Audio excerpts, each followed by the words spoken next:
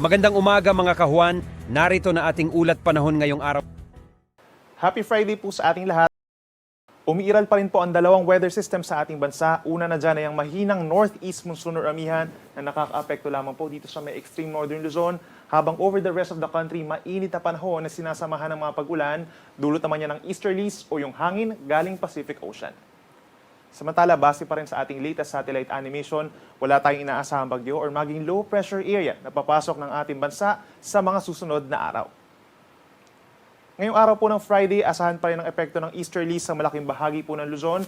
Doon lamang sa may Batanes and Babuyan Islands, magdadala ng mga pulu-pulong mahinang pag-ulan at bahagyang malamig na temperatura itong northeast monsoon. But for the rest of Luzon, kabilang po ang Metro Manila, partly cloudy to cloudy skies, lalo na po sa may eastern sides, Cagayan Valley, eastern side ng Cordillera Region, Aurora, Quezon, Bicol Region, at ilan pang bahagi po ng Mimaropa, habang fair weather conditions, o so ibig sabihin po ng fair naman, wala tayong malalakas na hangin at malalakas na ulan sa malaking bahagi ng western side of Luzon.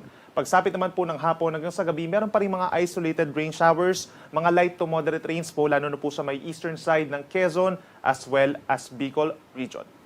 In terms of our temperature, unti-unti na pong tumataas yung ating mga temperatura pagsapit ng tanghali, lalo na sa mga kapatagan, dito sa Lawag hanggang 31 degrees Celsius, sa Metro Manila sa tanghali hanggang 32 degrees, habang dito naman sa Tuguegarao posible hanggang 33 degrees Celsius. Sa kabundukan naman sa Baguio City, between 16 to 23 degrees Celsius. Sa ating mga kababayan po dito sa Visayas, pinakang uulanin, dulot po ng easterlies, ito pa rin pong Eastern Visayas. Bagamat this morning, meron na tayong mga paulan sa ilang bahagi po ng Central Visayas at Negros Occidental.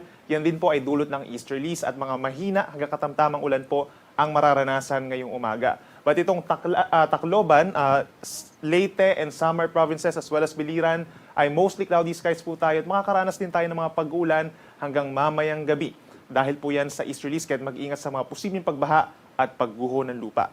Temperature natin sa buong Visayas between 25 to 30 degrees Celsius.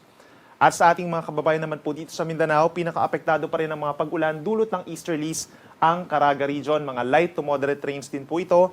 And as early as this morning, meron din po tayong nararanasan mga pag-ulan sa malaking bahagi po ng Northern Mindanao at Zamboanga del Norte. Ito po ay dulot pa rin ng easterlies. Ilang bahagi pa ng Mindanao dito sa may Zamboanga Peninsula, southern portions, Bangsamoro Region, Socsagen and Davao Region is generally maaraw sa maraming lugar, may kainitan pagsapit ng tanghali at posible lamang ang mga kaulapan at mga pulupulong ulan pagsapit ng hapon at gabi.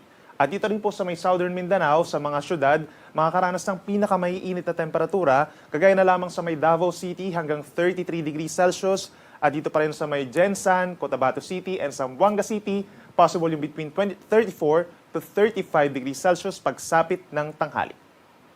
Dahil pa rin po sa hindi kalakasang amihan, meron pa rin tayong matataas or maaalong karagatan dito pa rin po sa may extreme northern Luzon, plus yung mga lugar na nasa may eastern side, sa may Pacific Ocean, moderate to rough seas po yan, pero hindi naman po yan qualified as a gale warning. And in the coming days po, aasahan pa rin natin yung maalon na karagatan sa hilaga at silangang baybayin po ng ating bansa, banayad hanggang katamtaman naman po sa natitirang baybayin ng Pilipinas. Sunrise po natin ay 6:20 in the morning at lulubog naman ito 1 minuto matapos ang 6:00 ng gabi.